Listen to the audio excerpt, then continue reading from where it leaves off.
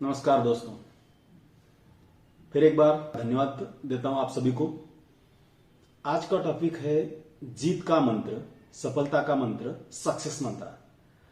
बहुत सारे लोगों ने, बहुत सारे दोस्तों ने मुझे बताया कि सर हम लोग इंटरव्यू को जाते हैं तो बहुत बार अगर ये नहीं मिल रहा है, इंटरव्यू को कॉल नहीं मिल रहा है या सक्सेस नहीं मिल रहा है, हम बार बार फेल हो रहे हैं, तो एक फ्रस्ट्रेशन आ रहा है, निराशा आ रही है।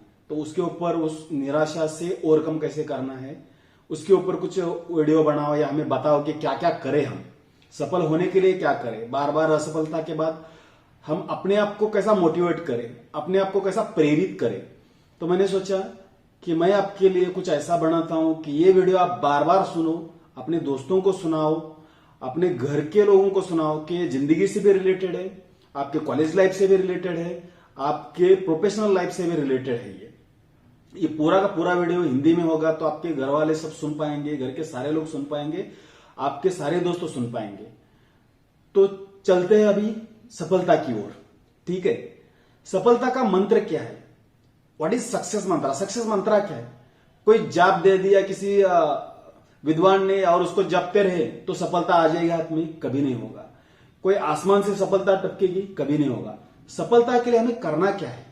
सफलता के लिए हमें सबसे पहला काम है, हमारा गोल सेट करना पड़ेगा, हमारा टारगेट सेट करना पड़ेगा। अगर वो टारगेट सेट करे तो उसके बाद क्या करना पड़ेगा? टारगेट सेट करने के बाद वो टारगेट को हमें पुश करते रहना पड़ेगा।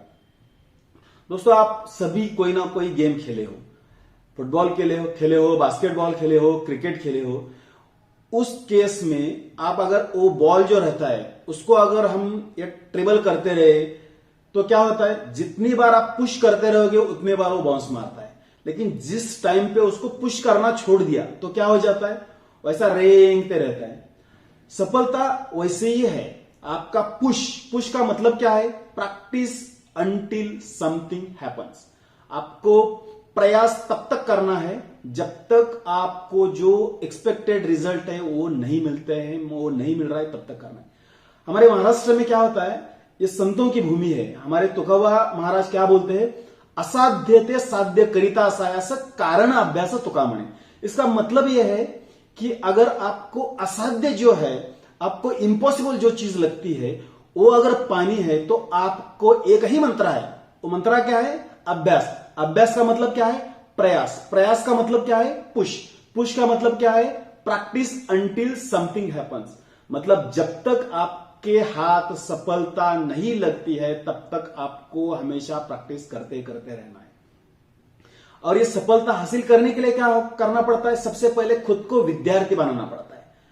हम लोग परीक्षार्थी हो गए आज के दिन में, स्कोर परीक्षा में कितना मार्क आया, ओके है, फिर हम अपने आप को सफल मानते हैं। ऐसा नहीं है, आपको विद्यार्थी बनना है। विद्यार्थी बनने के लिए क्या होना चाहिए?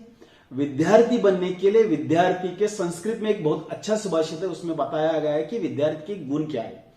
ज्ञान तृष्णा गुरोनिष्ठा सदैव अध्ययन दक्षता एकाग्रता महत्वेच्छा विद्यार्थी गुण पंचकम।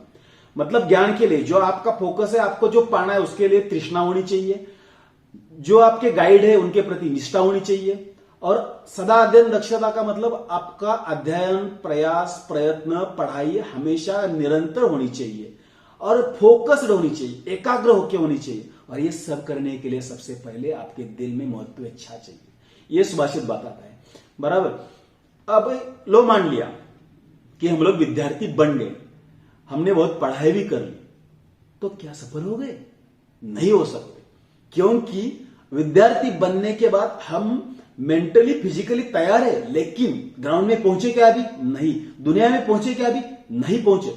जब दुनिया में पहुंचोगे तो मुसीबतें आपके सामने खड़ी होगी, वो भी आपके साथ लड़ने के लिए, आपका प्रयास विफल करने के लिए। तो उनको क्या बताना है? अपने मन को क्या बताना है? अपने मन को यह बताना है दोस्तों, मुसीबतें तो दिल के इरादे आजमाती है, आंखों से सपनों के पर्दे हटाती है। मत हार गिर कर रहे मुसाफिर, ठोकरें इंसान को चलना सिखाती है।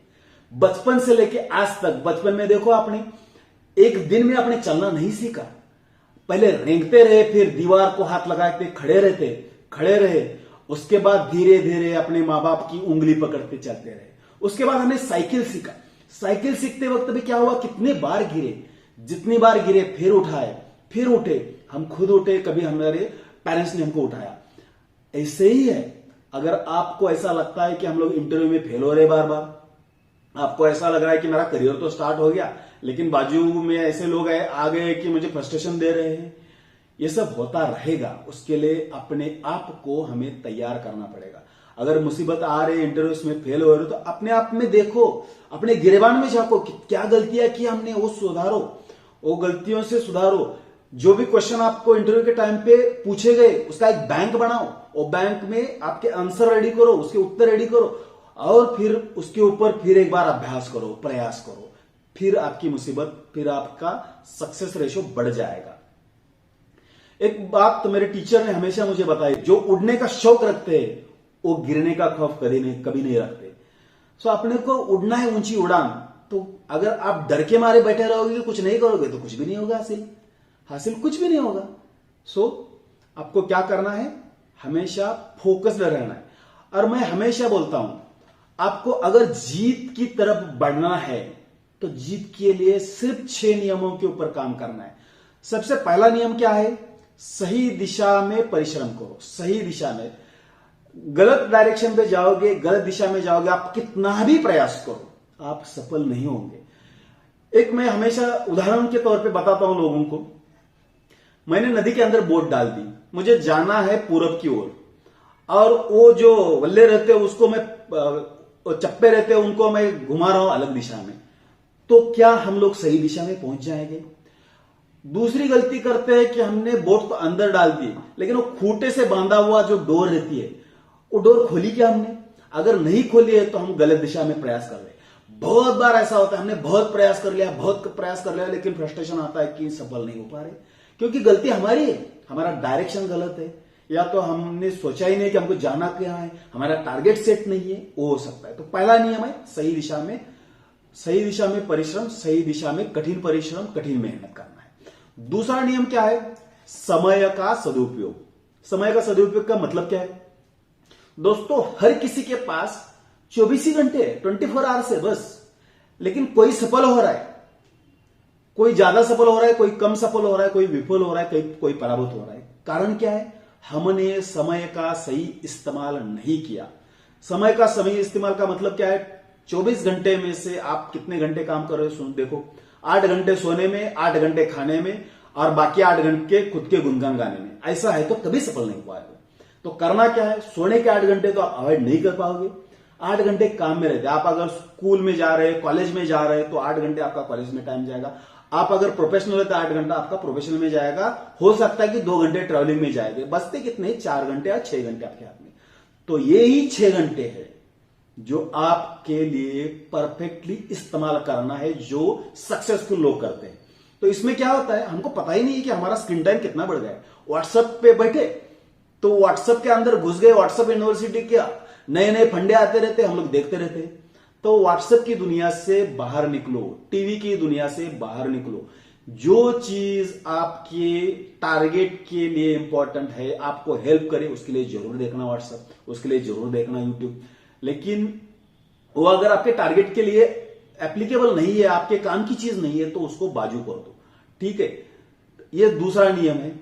तीसरा नियम क्या है, अब अगर धैर्यवान बनो या आशावादी बनो। धैर्यवान बनने का मतलब क्या है, धीरज रखो।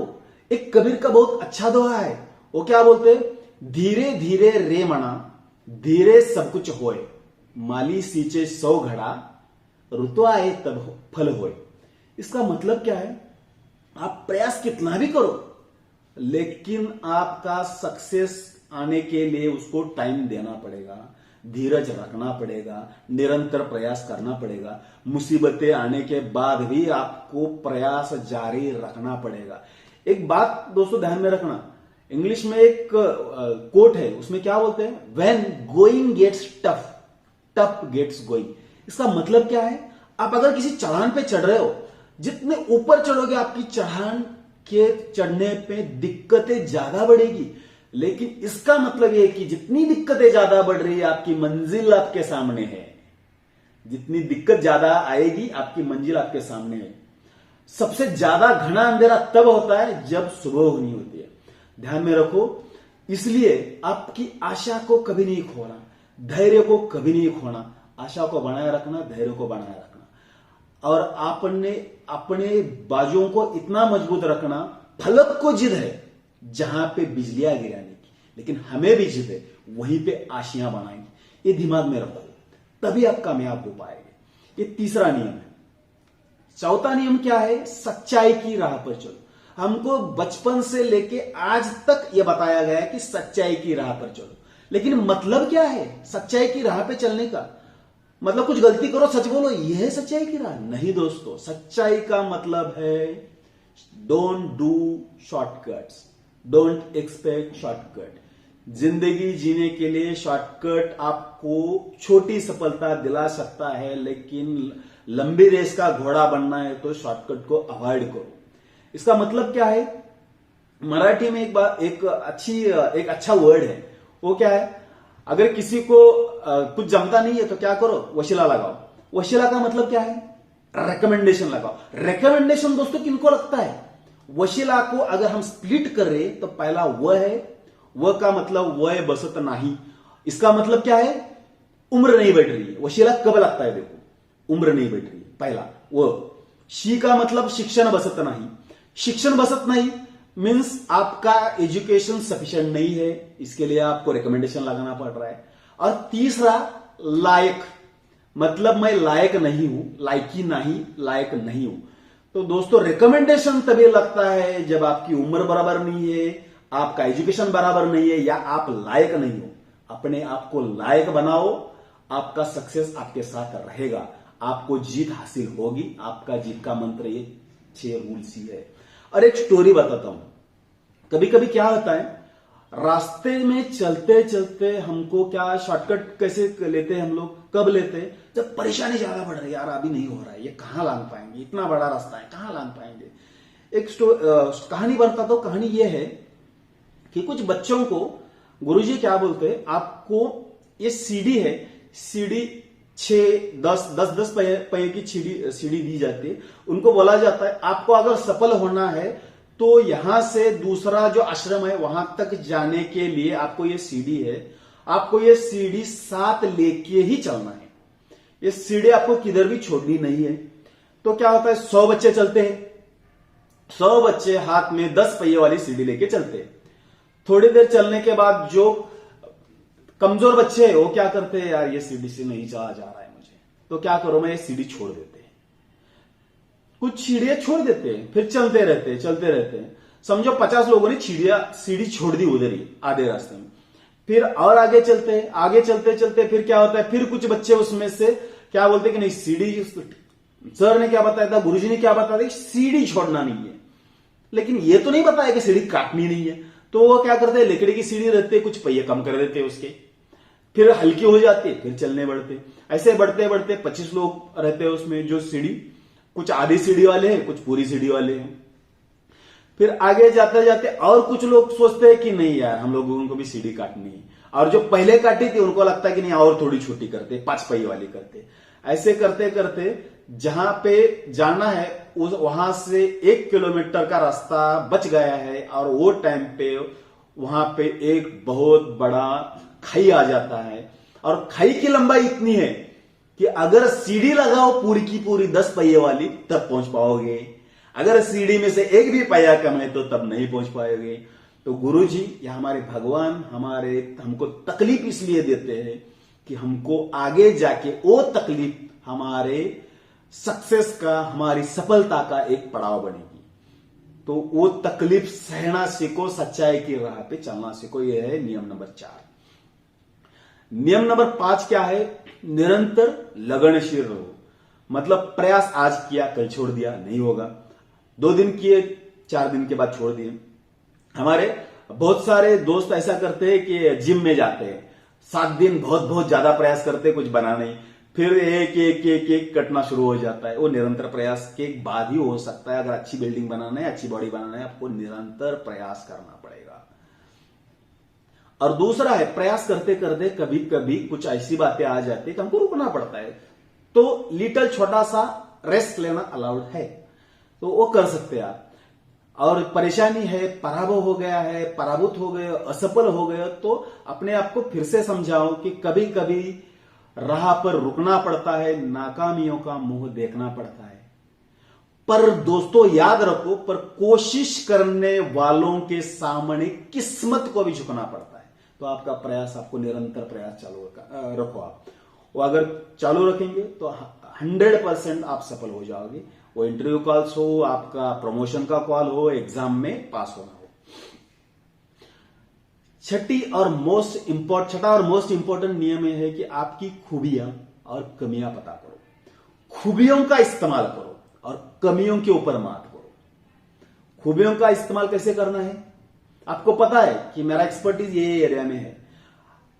उदाहरण के लिए आपकी खूबी है कबड्डी में, तो आपका करियर चूज करते वक्त आपको कबड्डी में जाना चाहिए। आपकी खूबी क्रिकेट में है, आपको क्रिकेट में जाना चाहिए। आपकी खूबी बॉलिंग में है, तो आपको बॉलिंग करना चाहिए। तो अपनी खूबियों को पता करो और फिर दूसरे जो जरूरत है उसमें जाना पड़ेगा। तो आप जब करियर चूज कर रहे हो, आप जब इसके लिए ग्रेजुएशन के लिए सब्जेक्ट चूज कर रहे हो ना, तो वो भी समझो आपकी कैपेबिलिटी क्या है। कोई दूसरा कर रहा है करके आप कर रहे हो तो कभी सफल नहीं होंगे। ये आपकी खूबियां क्या है और कमियां क्या है वो आपको पता होना। और दूसरा, अगर आपको कभी भी कमियों के कारण कोई आपको टॉन्ट मार रहा है, कभी आपको ट्रोल कर रहा है, तो ये समझो, उनको समझाओ कि भाई गिरते हैं शहसवार ही मैदान जंग में, ओ तिफल क्या गिरे जो बल चलते घुटनों के बल, जो घुटनों के बल चले। राइट। तो अगर आप शहसवार की तरह चल रहे हो तो बाकी वाले हंसते रहेंगे, उनके तरफ ध्यान मत दो। हमें कहां पहुंचना है वो समझो, हमें जहां पहुंचना है उसके डायरेक्शन पे फोकस करो। आपको पता है जो भी है, अगर हम महाभारत देखते हैं, रामायण देखते हैं, हमको रामायण पढ़ाई गई, लेकिन सही में हमने रामायण से कुछ सीख ली क्या? रामायण से कुछ सीख ली क्या? नहीं ली हमने। हमको इतिहास पढ़ाया गया, हमने इतिहास से कुछ सीख ली क्या? हमने नहीं ली, क्योंकि हमको खाली पढ़ाने के लिए पढ़ाया गया, उसमें सीख क्या लेनी है वो समझाया नहीं। इतिहास के बारे में बात करें तो हम सबको पता है चंद्रगुप्त मौर्य के बारे में। तो चंद्रगुप्त मौर्य और आचार्य चाणक्य ने अखंड भारत का सपना देखा, भारतवर्ष का सपना देखा, और सपना देखते टाइम पे इतनी सारी मुसीबतें उनके पास आई होंगी, उसके बावजूद वो चलते रहे। कभी कभी मुसीबतें अपने घर से भी आती है, तो वो मुसीबतों का भी हमको सामना करना पड़ता है। जैसे कि चंद्रगुप्त मौर्य लड़ किसके साथ रहे थे? धनानंद के साथ, और फिर आगे उनको और सिकंदर के साथ भी लड़ना था। तो धनानंद के साथ लड़ते टाइम पे बात यह हो गई कि उनकी बेटी जो है दुर्धरा, उनको इनसे प्यार हो गया चंद्रगुप्त से, और चंद्रगुप्त को भी यह पता लगा, थोड़ा सा मन इधर उधर होने लगा। तो फिर चंद्रगुप्त के गुरु कौन थे? चाणक्य। उनके समझ में आया कि ये इनका मन डोल रहा है, तो चाणक्य ने बताया आपका टारगेट क्या है, उसके ऊपर ध्यान रखो। ये टाइम इश्क फरमाने का नहीं है, ये टाइम है अपने विजय का। तो चंद्रगुप्त मौर्य ने अपने आप को करेक्ट किया, आगे बढ़े, जीत हासिल हुई। ऐसा ही होता है हमारे लाइफ में। खुद को यह बताओ कि अगर मैं सफल होना चाहता हूं तो मेरे अंदर ये जज्बा होना चाहिए, जब हौसला बना लिया ऊंची उड़ान का, जब हौसला बना लिया ऊंची उड़ान का, फिर देखना फिजूल है कद आसमान का। ये अपने आप को बार बार बताओ, तो आप प्रयास करते वक्त थकोगे नहीं। आपका पूरा का पूरा ध्यान टारगेट के ऊपर रखो और इस पूरे 6 नियम को फॉलो करो। आप इंटरव्यू में सफल होगे, आप एग्जाम में सफल होंगे, आपको प्रमोशन मिलेगा, और आप जो भी चीज में आपको सफलता पानी है वो सफलता आपको मिल जाएगी। यही है सफलता का मंत्र। थैंक यू गाइस, आप सभी ने अब तक हौसला अफजाई की है मेरी। अभी भी इस वीडियो को लाइक करो, सब्सक्राइब करो, शेयर करो, और वो बेल आइकन के ऊपर क्लिक करो, ताकि आपको आगे आने वाले सारे वीडियोस की नोटिफिकेशन मिलती रहे। Thank you so much.